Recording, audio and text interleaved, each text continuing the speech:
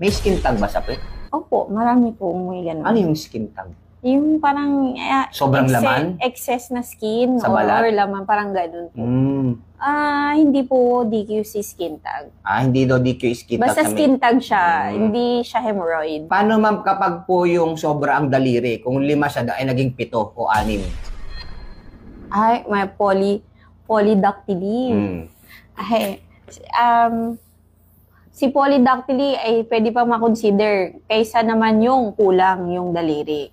Kapag kulang ang daliri, hindi pwede. Hindi pwede po. Pero pag sobra yung daliri, pwede pa. Pwede pa. Paano naman ma'am kapag kasapaan naman ang sobra? O kulang? Ang kulang po talaga hindi pwede. Pag mas okay pa nga po yung sobra kasi pwede naman po yung ipatanggal. Pero pag kulang po, hindi, kahit nga po sa thumb natin, pag kalahati ng thumb ay pero wala. Pero kung nakita mo dito lumalabas. Opo. Okay lang yan, hindi siya DQ? Hindi po. Ganun pala.